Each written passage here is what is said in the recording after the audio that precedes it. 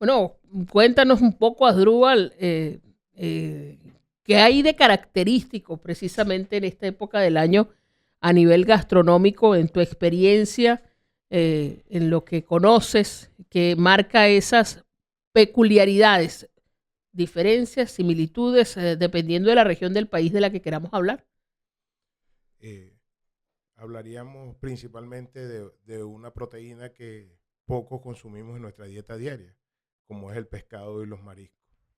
Es una dieta que el venezolano asumió desde hace mucho tiempo eh, como cultura, pues, o patrimonio todavía a la época que estamos, de llevar a la mesa el pescado, una proteína tan noble que tenemos en, en nuestro país y que usualmente consumimos pescado yo creo que una vez a la semana, una vez cada 15 días, ya me atrevería a decir de vez en cuando.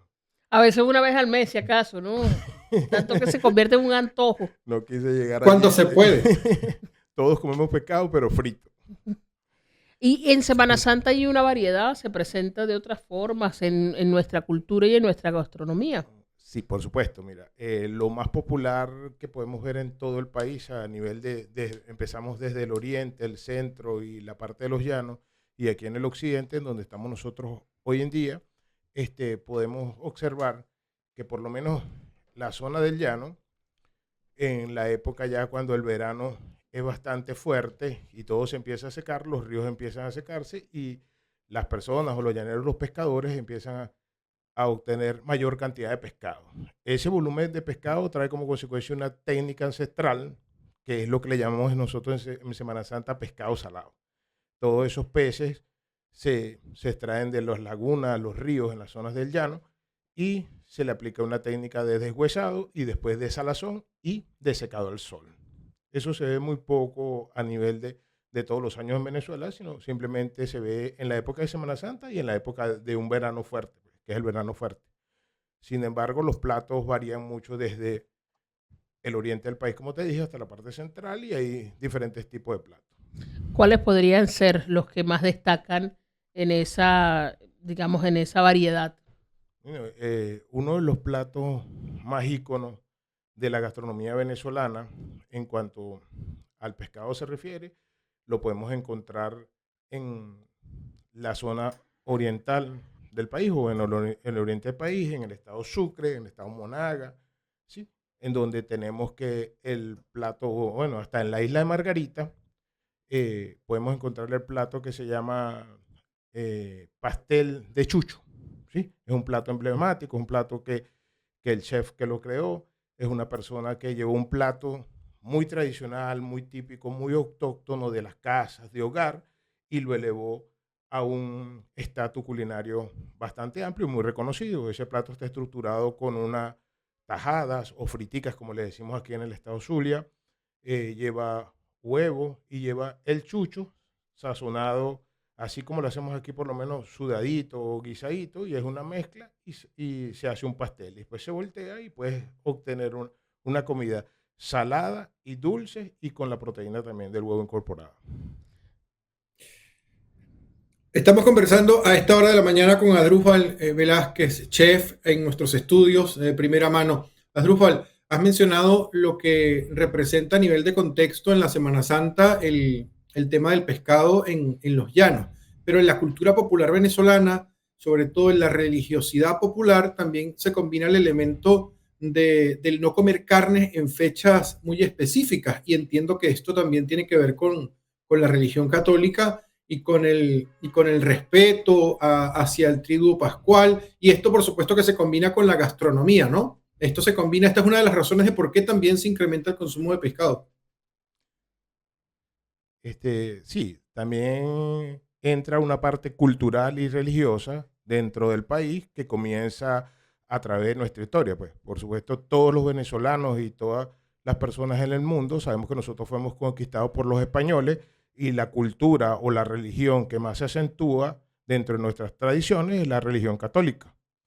Sin embargo, esa parte ha perforado bastante la gastronomía y por eso esa cultura se refiere a que la Semana Santa o la Semana Mayor se combina con el respeto a la carne, con el respeto a los ruidos, con el respeto a, a tener una vida, una semana más íntima con el Señor, y entonces se obvia la carne y se incorporó dentro de nuestra cultura y se ha hecho tradición. Pues. No solamente tenemos el tema de pescado, sino también tenemos otros temas que tocar que son muy tradicionales, como postres, juegos.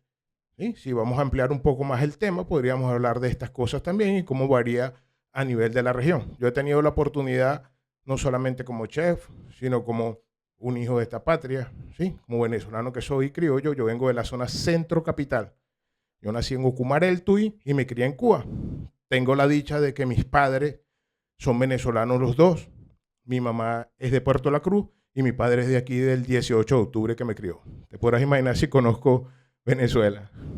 Y en ese conocimiento de la riqueza gastronómica, además, desde Oriente a Occidente y en el centro, o sea, paseaste por todo el país. Sí, también tuve la oportunidad de que no son padres, pero son personas que uno conoce en trayecto de su vida. En mi infancia tuve 2 mentores o 2 tutores, que fueron mis abuelos y 2 abuelitos que me formaron pues, a nivel de agricultura y de cría de animales y de tradiciones. Los señores uno era de Calabozo y otro era de Apure. Entonces eran 2 abuelitos muy viejitos que si tuviera ahorita, yo te voy a cumplir medio cupón este año, como decimos nosotros venezolanos, tuvieran 105, 110 años esos abuelitos. Y ellos me enseñaron mucho la cultura llanera. También hay un plato muy típico de esta zona y se puede decir que llega hasta Barinas, muy cerca de nosotros, porque Barinas colinda con el estado Trujillo, ¿sí? Entonces tenemos que el chigüire, ¿sí? El chigüire es uno de los roedores más grandes del mundo y el chigüire se reproduce muy rápido y por ende en el llano tiene la cultura de comer chigüire salado, de lo que le llamamos pisillo de chigüire. Es algo una carne muy noble, muy versátil y también se cataloga como una carne blanca. Realmente no es totalmente blanca, pero sí es una carne bastante noble. Ahora, una carne bastante delicada, además, en el trato, porque entiendo que si con el chigüire no guardas bien las cadenas de frío o de salación, ahí vas a tener problemas luego porque el sabor es bastante fuerte. Si te explico un poco acerca de lo que es esa técnica o esa manipulación de esa proteína, como usted la acaba de nombrar, el chigüire es un mamífero, posee unas hormonas o unas glándulas que producen un olor muy peculiar en el animal. Entonces, a la hora del sacrificio hay que retirar ese tipo de glándulas para que no sigan segregando y no se siente un olor. El olor no se puede decir que es fétido. Realmente a veces uno le da un término a ciertos olores, sabores, porque son desconocidos a nuestros sentidos. ¿Sí? Son habituales, claro. Principalmente en este caso hablaríamos de nuestro olfato. Neurológicamente o en la neurogastronomía aplicada, cuando una persona desconoce un olor, lo rechaza. Pero ¿qué pasa? Sucede en nuestro cerebro de que no está registrado ese olor. Por lo tanto, el rechazo es por desconocimiento, más no porque sea agradable o porque no lo sea. Entonces, el chigüire es muy importante que las personas que nunca lo han comido le den la oportunidad o que no lo han consumido le den la oportunidad. Sinceramente es una proteína que a la hora de que se sala queda muy fibrosa porque sus moléculas de agua son totalmente desechadas por el método de conservación y él es muy, muy fibroso, pero el sabor es muy peculiar, muy agradable y muy nutritivo. Además, es muy bueno. Además nos queda claro que a Héctor le gusta. Es bonito, Estoy pensando en unas empanadas de chigüire de Puerto Ayacucho y la verdad es que no hay días que uno extrañe más la tierra de uno cuando uno piensa en la comida. Ay, vos soy oriental. Mira, ya yo soy maracucho, ya tengo 14 años en el Zulia. Yo soy mirandino, ¿viste? Veguero de pura cepa. También he comido zapuara. Veguero de palo a pique, me imagino, ¿no? Un palo a pique. Claro, por supuesto. Ahora, en este recorrido gastronómico que vamos haciendo, destacabas platos del oriente, de los llanos. Cuando vamos moviéndonos hacia el centro, hacia el occidente, ¿qué otras cosas nos conseguimos particularmente en estas fechas? Mira, en esta fecha también nos consumimos una vez comí algo que se llama cuajado. ¿Sí? El cuajado, ajá. El cuajado. El cuajado también puede hacerse con pescado fresco, con pescado salado y son como unos huevos revueltos aguaditos con una crema así. Creo que ese plato se asemeja más a la zona de los Andes. Cuando tú hablas de cuajado, ¿sí? Hablas más de la zona de los Andes. Sin embargo, en la costa y en el oriente y en el occidente del país también se refleja ese plato. Es un plato muy sencillo, tomate, cebolla, por supuesto resaltando siempre el ají dulce de nosotros, de aquí del Caribe, y se acompaña con arepas, con arroz blanco, se toma como desayuno, como almuerzo, lo que es un cuajado. ¿Sí? También en la zona oriental es muy típico el cuajado de morrocoy. El cuajado O de morrocoy, icotea sí. a lo maracucho, para que nos entendamos todos. Hacia el occidente, donde va apareciendo también la gastronomía típica del Zulia, en Falcón, hacia Lara, ¿qué otras cosas se consumen? Ok, mira, empezamos desde aquí, por lo menos desde el Zulia. ¿Sí? Es muy importante resaltar que nuestra gastronomía es muy caribeña y aparece algo que se llama mojito, es el más consumido aquí en el Zulia, el mojito en coco. ¿Sí? Se puede consumir un mojito, que es una receta muy simple y sencilla. La primera vez que pude tocar esa receta me llamaba mucho la atención y la pude compartir con una cocinera que me decía, señora Asdrúbal, ¿cómo es posible que usted es chef y me diga que yo le haga el mojito? Y yo digo, mija, es que no es igual hacer un mojito siendo profesional o cocinero profesional, hacerlo con una persona que tiene edad, tiene tiempo y ha compartido la cultura culinaria desde la casa, desde el hogar. Para mí es esencial lo artesanal, desde el hogar, desde la casa, y entonces ese tipo de recetas se toman y se llevan a otro nivel gastronómico, por supuesto, con técnicas culinarias que son de nosotros los chefs profesionales. Sin embargo, se respetan mucho los procesos. Por lo menos yo veía que hicimos para las personas que nos están escuchando, le dije, vamos a hacer un mise en place. ¿Sí? Mise en place o mise en place es una parte de la formación que tenemos todos los cocineros profesionales o chefs, que es poner todo en su lugar, en su sitio. El término viene del francés. Y entonces colocar todo eso es, por lo menos necesitamos cuchillo, tabla, bol, olla, o a lo maracucho, olleta, todo lo que necesitamos y las mesas, la cocina. Entonces cortamos las verduras en este caso, los vegetales que se usan en la zona zuliana, sería, eso es primordial, una cebolla larga o el cebollín, o un término más elevado o más refinado, cibulet, ¿sí? Que es la cebolla en rama, como le llamamos nosotros aquí en el Zulia. El ají dulce, el ajo, ¿sí? La cebolla blanca o redonda o de cabeza, y por supuesto no puede faltar, aquí en el Zulia le llamamos achote, le llamamos aliño al achote, ¿sí? Para que todos los que nos están escuchando, el aliño zuliano simplemente es el achote desgranado, tostado y pulverizado. Para nosotros eso aquí en el Zulia, San Francisco, Maracaibo, es aliño. Ese es el que le va a dar el color y el sabor característico, y ese es sabor ácido y amargo que es muy peculiar en la gastronomía venezolana. Tanto eso sí es bien cierto, de que podemos ver la presencia del achote en todas nuestras preparaciones, en todo nivel de la región. Pues, a los venezolanos les gusta la comida con color, con sazón, con sabores, y bueno, nuestra cultura es muy diversa. Podríamos usar ese término porque somos colonizados y por lo menos aquí en el Zulia podemos ver esa variedad de sabores que no se ve en el país. No es que seamos mejores, ¿no? Sino que realmente somos superiores. Ya soy maracucho, chavo, ya soy maracucho. Entendeme. Mira, Somos la pepper queso, como decimos acá. Sí, imagínate que soy mirandino, ¿viste? Pero ya tengo 14 años aquí. Mira, Asdrúbal, y en todo esto que se presenta hoy, se eleva, como dices tú, al arte culinaria, todas estas recetas que vienen de la cultura popular, ¿cómo se manejan los costos? ¿Son platos sencillos, son platos complejos? ¿Cómo se maneja este tema para compartir en los distintos espacios? Fíjate que hoy vengo un poco, no preocupado, porque yo no llamo preocupación, yo llamo ocupación, ¿no? Sí, de resguardar el bolsillo de cada uno de mis comensales o de mis clientes para que tengan un disfrute de los platos que nosotros elaboramos en el sitio donde trabajo, donde laboro y dirijo. Y venía comentando con uno de los muchachos que me recibió hoy en la radio, que es algo bastante preocupante, que esta semana mayor es la semana en donde se consumen más pescados y mariscos en Venezuela por cultura, y los precios de los pescados o de los peces, de los pescados han sido bastante, se han incrementado bastante estos últimos días.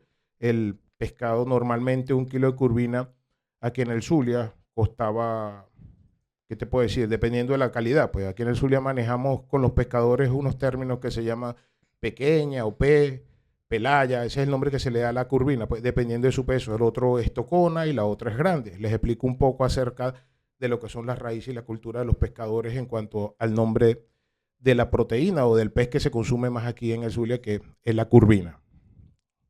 La curvina tiene un peso que diríamos de 200, 300 gramos a 450 y eso le llamamos aquí pelaya o pelayita. ¿Sí? Cuando llega casi a los 600, 700 le llamamos una pelaya grande. Y cuando llega de 750 a 1,1 kg aproximadamente, le llamamos tocona. Es la misma especie que es la curvina, y después de 1,5 kg hacia adelante le llamamos curvinas grandes o G. Ese precio oscila, sinceramente, de 3.5 a $6. ¿Sí? El día de ayer tuve la oportunidad de estar en el mercado internacional de las purgas, en donde se puede apreciar la frescura y la diversidad de vegetales, verduras y legumbres y por supuesto, proteínas como la del pescado.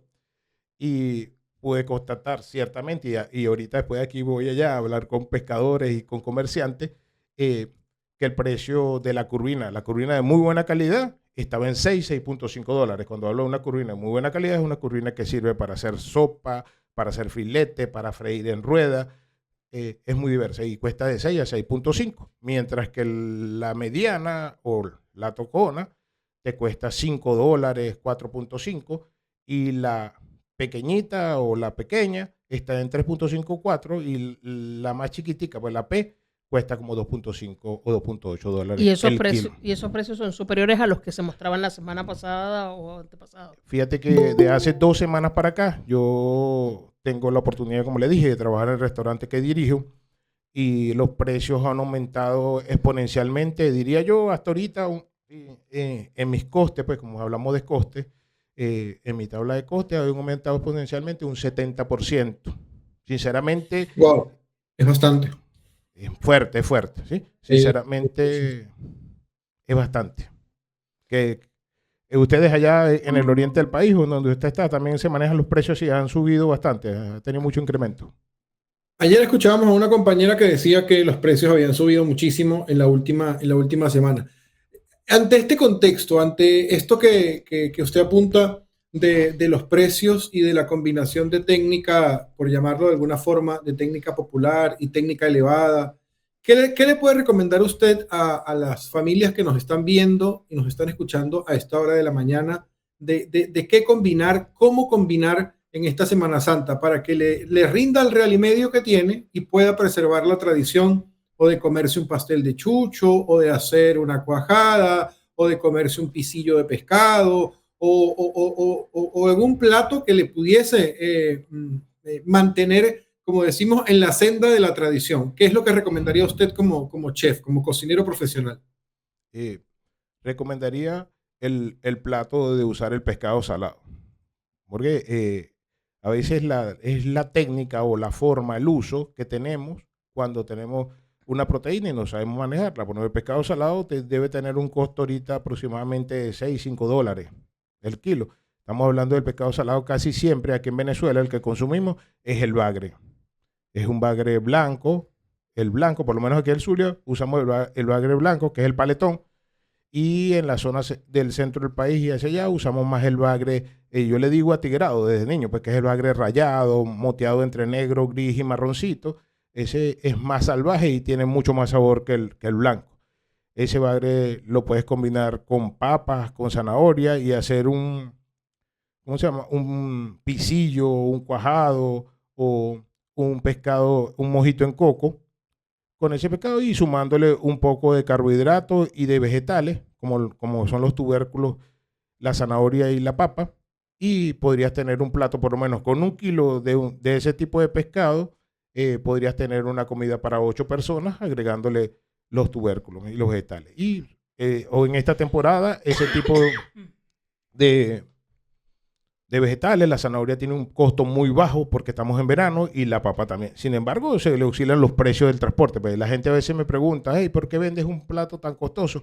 El problema es que nosotros lo producimos, pero tenemos la temática del transporte. Entonces eso se le suma un coste también.